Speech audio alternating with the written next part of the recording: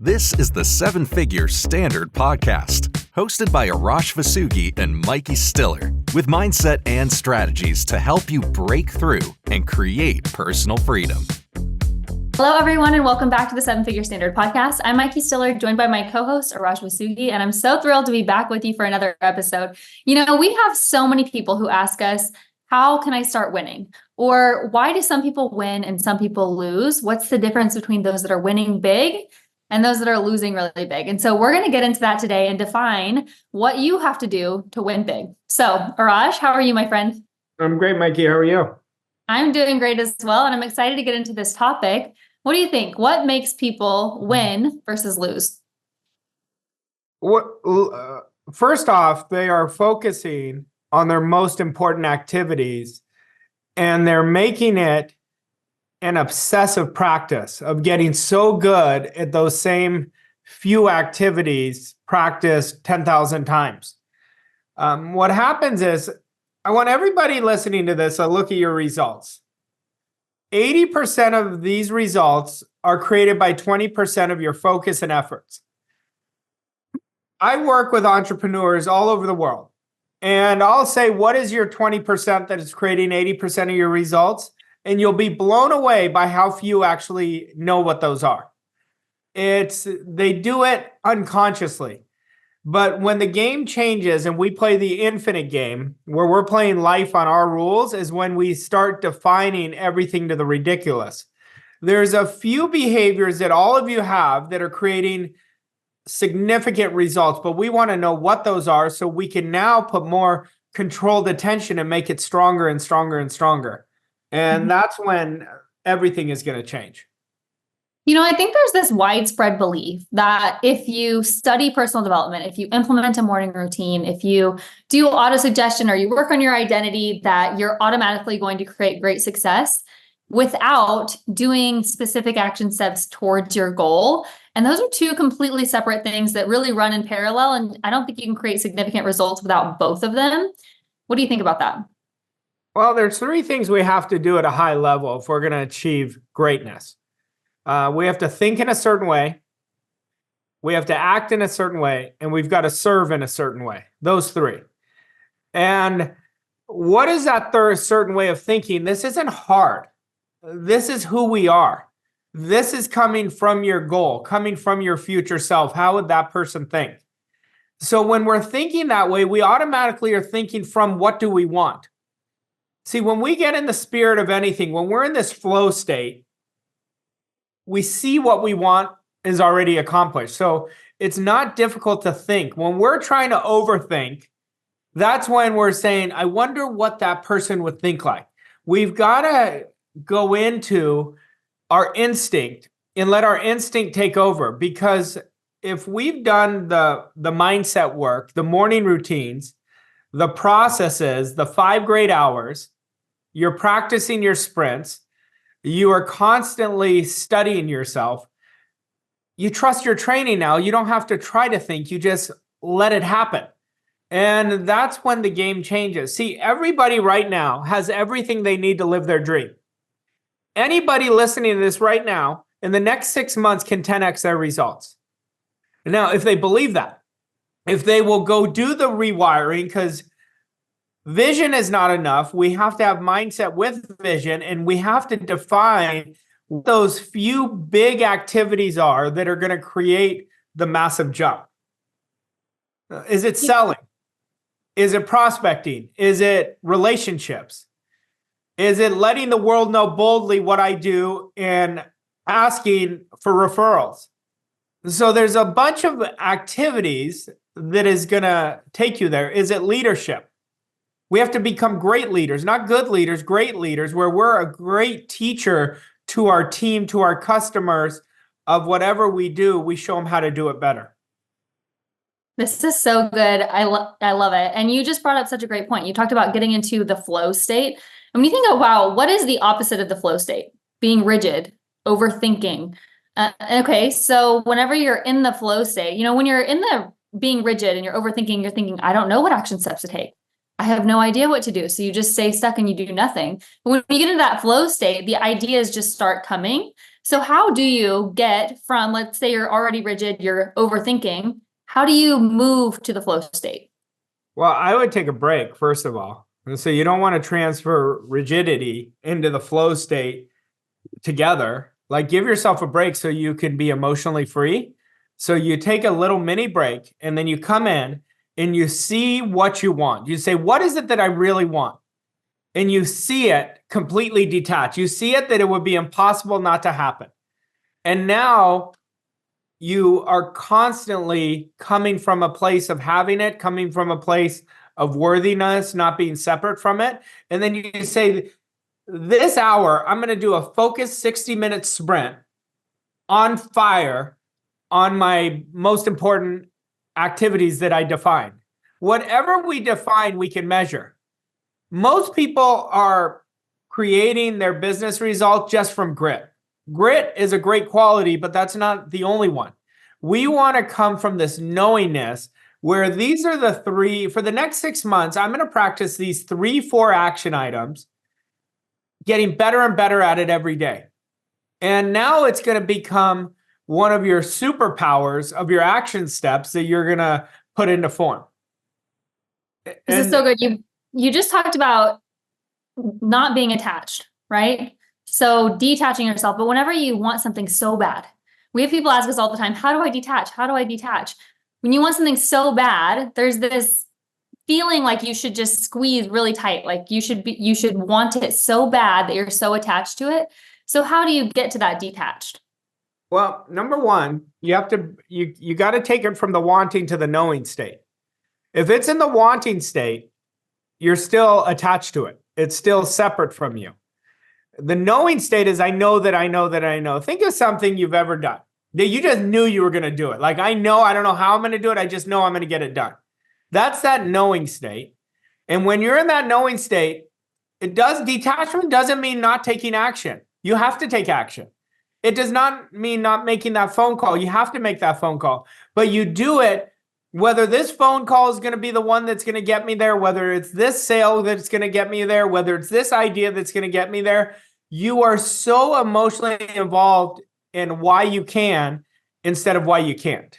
When we're detached, we're coming from such a big energy, but attachment and wanting it so badly, people get so confused because they think that means they don't take action. No, you have to take action to create the result. You have to get in the doing to create the results. You have to have a goal that inspires you to create the results. But it all goes back to this. If you practice deliberately with a controlled attention, that means I'm locked in on what I'm doing right now that are creating 80% of my results. And then I get better and better and better at it. It's going to create the next 50% of results. It's going to create the next quantum leap. But we have to be very clear what are the activities creating my results? What are the great practices that I have that take me from shifting from being constricted to being free? What is that mindset work that does it? And we practice those over and over and over again. And that's where the results change. Okay. How important would you say it is that you have a big why when it comes to winning big? If you don't have a big why, the why not's going to win. Our why has to be through the freaking roof. Our why is driving us. And somebody is either being controlled by their why or by their why not. We want your why to be so strong. When the why is big enough, the how shows itself. When the why is big enough, all of a sudden the people show up. When the why is big enough, all of a sudden you get this great referral. The why drives everything. And then let's ask a different question. Why does somebody not have a big why? Because they've never created a big enough vision. The vision has to be enormous. It's got to be bigger than you.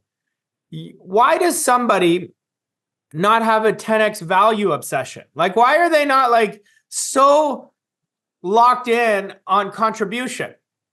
Because it's not a priority. Too many people are going through their days doing what they've always done. That's their former self. Deliberate practice, I've said it many times on this podcast, deliberate practice is a habit it's not a part of you yet. You're making it a part of you. And when you do it, it's going to change the game. All right, I want to ask you a question because over the last 16 years, I know you've heard this. I've heard this dozens and dozens of times. I'm doing all the work. I have implemented all of your processes. I'm doing the morning routine. I'm doing auto suggestion. I am doing all the things that you suggest, and my results aren't there. Why? Why am I not winning like I want to win? Well, the number one question I always ask when I hear that is tell me the actions you're taking. And then all of a sudden it's like completely silent on the other end. People love studying. People love gathering more information because that's in harmony with their current programming. But I always measure everything by the actions you're taking. Your morning routine is an action item, but it's not your goal achieving action items. So it comes down to how many times a day are you behaving outside of your comfort zone? How many times a day are you completely on fire where you are inspired by your daily goal and taking actions on your most important things, not your urgent things? That will always tell me why somebody is not getting results or why somebody gets massive results. Yep. So let's categorize this for everybody. Let's say that you are in sales and you have the processes, the daily processes that you recommend. You do your morning routine. You have an alarm set for every 3 hours to do your auto suggestion. You are doing those processes. You're working from the power of 5. And then what would your goal achieving activities be? Well, number one, how many appointments do you have? Number two, how are you in those appointments? Are you prepared? Are you giving a better presentation each time out? Are you asking for referrals? And do I have a daily goal that I'm obsessed with where I'm going to exhaust every resource until I achieve it? Because if you just keep winning the days, the weeks are going to take care of themselves. The months are going to take care of themselves. The quarters take care of themselves. We have to stop making every action based on what I did yesterday. Yesterday's done. I want you to be your very best today. We want to be focused on the results we want to be getting, not the results we currently have. Too many people are operating their next day based on the results they currently have. Really see the results you want to have, and it's going to change. It's going to change how you behave, the type of actions you take, what you're willing to define and not define. But once we can define it, we can measure it. Think about this. People will go on a diet, right? And they'll say, I eat pretty well. Then they start measuring what they actually eat for a week. They go, I had no idea. Well, I want everybody to measure what you're doing every day. And then I want you to go look at them. How many of those activities are low producing activities and how many are high? It'll tell you why you're getting the results you're getting, either winning big, being in the middle, or losing.